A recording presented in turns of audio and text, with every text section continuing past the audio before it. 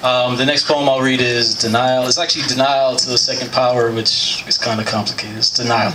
So, I watch her glisten, watch her listen to the rhythm of the drum as it twists her like a contortionist.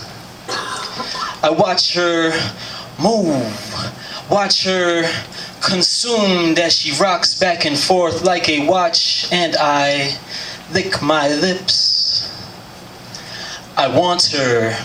I watch her rather as she exits stage left, taking with her her clothes in neat folds and my breath. I watch the crowd as I watch as saliva slides from the mouths of men praying for prey as they prowl, and I want to save her. I surveil the room. I survey this smoke-filled tomb, this seed of sin in full bloom from which I must remove her. I approach her. I begin to reproach her. She tells me I needn't persist. I say it hurts my soul to see her. See, I wish nothing more than to relieve her of this awkward occupation, of this den of degradation, of this pit. She smiles politely and asks for my tip, which I slide up the side of her hip. Perhaps one of these nights I'll convince her to quit.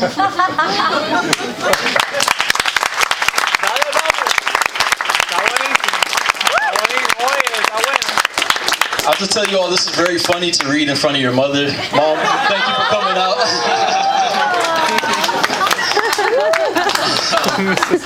And the last poem I'll read is called Pepper Seed.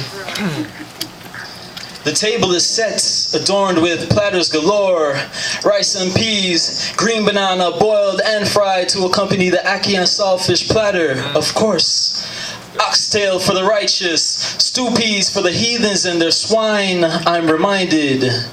Conflicting aromas violently cyclone around the table in clouds of steam until they all amalgamate in one intoxicating blast of mist. Each entree is distinct, save for one ingredient which sits center stage, orbited by the hand-passed dishes. Grace is said, I privately asked for strength and luck this night. The object of my anxiety glows mockingly from the half-empty, unlabeled jar in which it floats, soaking in its own juices. The size of a baby's fist, pumpkin-shaped, Scotch bonnet, you are undefeated. A chameleon, its flesh grows fiery red as if spawned from the pits of hell. At times, a dull banana yellow, but never to be mistaken as less potent. I choose my dish wisely. The ackee, my favorite, disguises it too well. I pass. The stew peas approaches. I let it linger in my palms, trying desperately to sniff out my foe. A whiff, a tear, pass. At last I settle upon oxtail, cautiously. I tread through fields of brown grain and peas, shifting, skimming the top for mines, surveying every bite before it's bitten.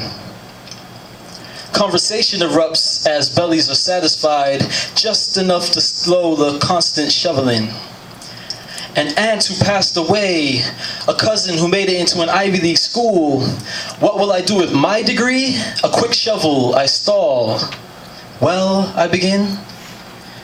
The sting resonates slowly, almost unnoticeable at first. Then realization. Oh. A response is awaited. Silence. A tear trickles from the right eye. The left waters but maintains composure. I swallow. My throat bursts into flames. My mouth is thrown open in a hiccup. My stomach fights to reject it. I grasp for my glass of water, no relief. A bear, an ice cube. I accidentally lick my lips, they catch ablaze. I hold my breath, each exhale reignites the torch. A loaf of harder bread, extra doughy, and finally, the fire smolders. A blanket of numbness engulfs my jaw. My aunt slaps my uncle's arm. Why you must put so much pepper in the thing? He smiles proudly. Not me. He must catch the pepper seed. Thank you.